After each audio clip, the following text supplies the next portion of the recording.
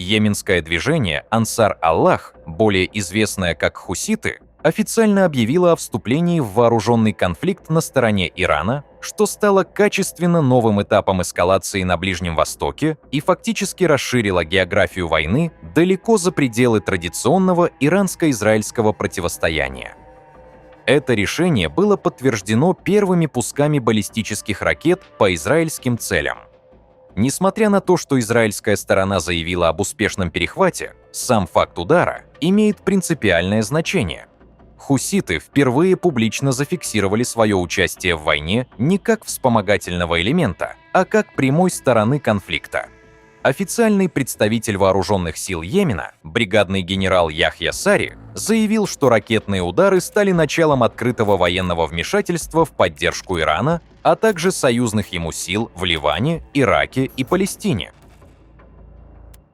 В его заявлениях подчеркивается, что военные действия будут продолжаться до прекращения агрессии США и Израиля на всех фронтах сопротивления. Тем самым хуситы де-факто синхронизировали себя с Ираном и Хезболлой, указав на координацию по времени и задачам, что свидетельствует о попытке сформировать единый контур давления на Израиль и его союзников. С точки зрения региональной безопасности, вступление хуситов в войну резко повышает уровень рисков. Йемен контролирует ключевые морские подходы к Баб-эль-Мандебскому проливу, через который проходит значительная часть мировой торговли, включая энергетические поставки. Одновременное давление на Баб-эль-Мандеб и Ормузский пролив создает сценарий, при котором глобальная логистика и рынок нефти оказываются уязвимыми сразу в нескольких стратегических точках. Даже при ограниченном военном участии хуситов, их ракетный и беспилотный потенциал превращается в постоянный фактор неопределенности для Израиля, США и их партнеров. На этом фоне внутри американского политического истеблишмента усиливаются противоречия. Бывший советник президента США по национальной безопасности Джейк Салливан указал на системную слепоту американской политики, заявив, что Иран соблюдал ядерную сделку времен администрации Барака Обамы, а выход США из соглашения в 2018 году, инициированный Дональдом Трампом, носил во многом демонстративный характер.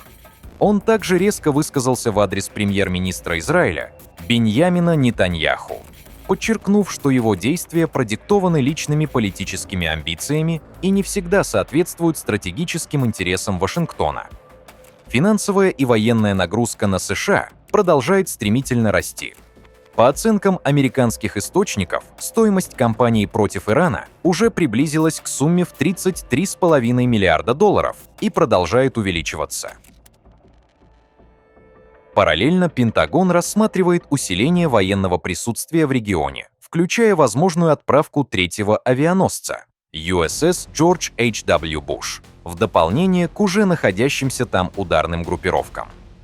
Эти шаги указывают на то, что, несмотря на публичные заявления о нежелании затяжной войны, США готовятся к сценарию дальнейшей эскалации. Риторика Белого дома при этом остается противоречивой. Президент США Дональд Трамп, комментируя ситуацию вокруг Ормузского пролива и инцидент с Кувейтом, где по ошибке были сбиты американские самолеты, попытался совместить жесткие сигналы с демонстративной иронией, подчеркнув, что случайностей в его словах не бывает. Одновременно вице-президент Джей Ди Венс заявил, что США не заинтересованы в длительном пребывании в Иране и, по его словам, уже близки к завершению операции, после чего цены на топливо должны снизиться. Эти заявления вступают в очевидное противоречие с реальными шагами по наращиванию сил и обсуждением в Вашингтоне сценариев более глубокого военного вовлечения. Дополнительным подтверждением подготовки США к расширенному сценарию стало сообщение Центрального командования Вооруженных сил США. По данным Центком, в регион Западной Азии вошел универсальный десантный корабль USS Триполи, на борту которого находится около 3500 военнослужащих морской пехоты, авиационная группировка и полный комплекс амфибийной поддержки. Формально переброска объясняется задачами сдерживания, однако по своей сути речь идет о развертывании сил, предназначенных не только для обороны, но и для возможных наступательных и экспедиционных операций, что значительно расширяет оперативные возможности США. Иран, в свою очередь, сохраняет жесткую, но формально выверенную линию. Министр иностранных дел Аббас Аракчи заявил, что США не выполняют собственные дипломатические обещания, а удары Израиля по иранской инфраструктуре, включая промышленные, энергетические и гражданские объекты, противоречат ранее продленным срокам для дипломатических усилий. Президент Ирана Масуд Пезешкиан подчеркнул, что Тегеран не наносит упреждающих ударов, однако любые атаки на экономические или инфраструктурные объекты повлекут за собой жесткий и мощный ответ. А странам региона было рекомендовано не допускать использования своей территории для действий против Ирана. Корпус стражей Исламской революции заявил о ракетно-дроновых ударах по объектам, где, по утверждению иранской стороны, находились американские военные, включая цели в районе Дубая.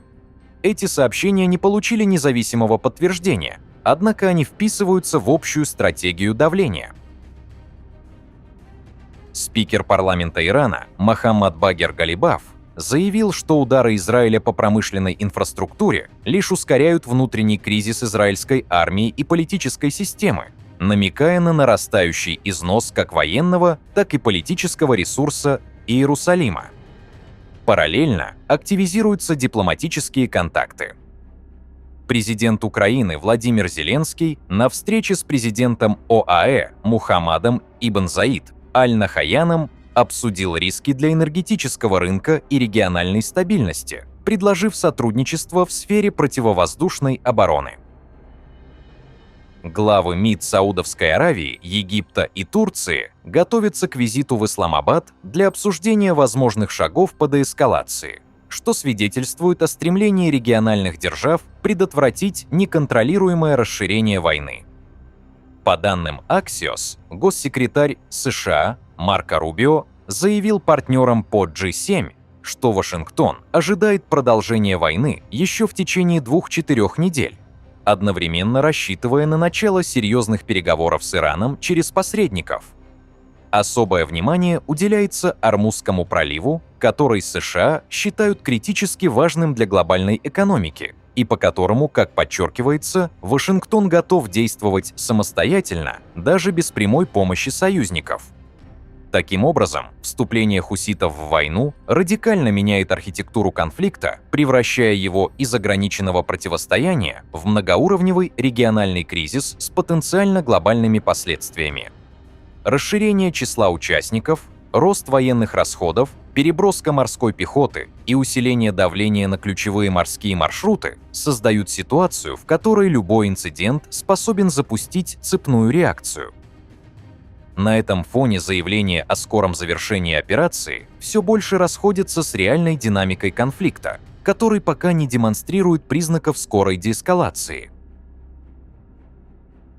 Пишите ваше мнение в комментариях и подписывайтесь на наш канал, чтобы не пропускать самые важные новости мира и Ближнего Востока.